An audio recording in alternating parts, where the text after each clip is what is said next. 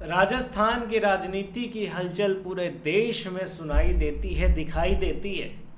चाहे वो बाबा की नाराज़गी हो या पायलट का गुस्सा, हर तरफ से जो भी होता है इसकी खबर बननी तय है और पूरे देश में इसका असर दिखता है।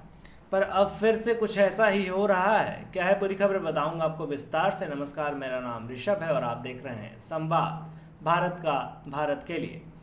बीजेपी के अंदर अभी बहुत टेंशन चल रही है। बहुत से सीनियर लीडर्स और पुराने काम करने वाले वर्कर्स जो हैं वो इस बात पे नाराज़ हैं कि बाहर से लोगों को राजस्थान में मिनिस्टर बनाया जा रहा है। इससे लोकल जो नेता हैं वो अपने आप को ओवरलुक्ड फील कर रहे हैं कि जैसे बाहरी उनकी मेहनत जो है कोई बाहरी ले जा रहा है।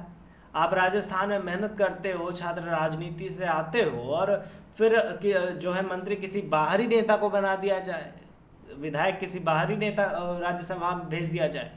तो इसको लेकर अब ऐसी नाराज़गी भाजपा के अंदर जो नेता हैं जो ग्राउंड लेवल पर काम करते हैं उनकी नाराज़गी साफ जाहिर उन्होंने की है। बात कर रहे हैं रवनीत सिंह बिट्टू जो कि पंजाब से हैं। उन्हें राजस्थान से मिनिस्टर बनाया गया है। बीजेपी के लोकल लीडर्स को लगता है कि उनको जो है नज़रअंदाज किया गया है और ये डिस्कशन उनके लिए डिसअपॉइंटिंग है क्योंकि इसकी वजह से पार्टी के अंदर बहुत से लोग नाराज़ हैं।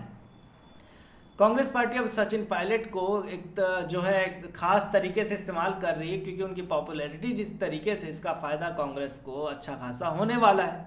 उनका नेशनल लेवल पर जो पॉपुलैरिटी है वो काफ़ी बढ़ चुकी है। जब से लोकसभा चुनाव हुए उसके पहले से ये मूव कांग्रेस की तरफ से एक तरह की स्ट्रेटजी है जिससे वो सचिन पायलट की पॉपुलैरिटी को राजस्थान और नेशनल पॉलिटिक्स में जो है बढ़ा सकेंगे, इसका फ़ायदा ले सकेंगे। अब बात करते हैं कि बीजेपी की ये स्ट्रेटजी है कि कांग्रेस के जो नेता हैं उनको अलग अलग स्टेट में लेकर जाए और उनके थ्रू अपने पॉलिटिकल गोल को अचीव कर सके। ये स्ट्रेटजी कभी सक्सेसफुल होती है और कभी नहीं भी होती, मगर इस केस में ये देखना होगा कि बिट्टू का राजस्थान से मिनिस्टर बनने से बीजेपी को क्या फ़ायदा होता है। क्योंकि जिस तरीके से यहाँ के लोकल नेता नाराज़ हैं उसको देखकर लगता है कि बीजेपी को इससे शायद नुकसान भी हो सकता है।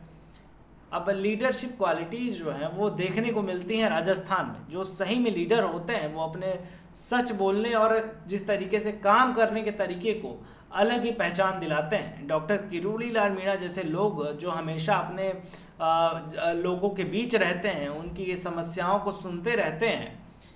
ऐसे में बीजेपी का इस तरीके का रवैया आने वाले उपचुनाव में भी इसको नुकसान दे सकता है और अन्य जो चुनाव होंगे उपचुनाव में नुकसान देगा और अन्य जो चुनाव होंगे उसमें भी खासा नुकसान पहुंचा सकता है। हमने देखा कि 6 विधानसभा में उपचुनाव होने वाले हैं जिसमें एक सीट पर तो लगता है कि बीजेपी का दबदबा है क्योंकि सहानुभूति के रूप में शायद वहां से बीजेपी जीत सकती है। पर बाकी 5 सीटों पर, जिसमें से एक मुख्य सीट है खिवसर विधानसभा सीट, उसमें काफ़ी दोनों पार्टियों को, चाहे वो कांग्रेस हो चाहे बीजेपी हो, दोनों को बहुत बड़ा नुकसान हो सकता है। यहाँ ये हनुमान बेनीवाल का गढ़ कहा जाता है और ऐसे में उपचुनाव को जीतना काफ़ी मुश्किल भरा हो सकता है। खैर, इस मुद्दे पर आपकी क्या राय है हमें कमेंट में बताइएगा और देखते रहिए संवाद, भारत का भारत के लिए।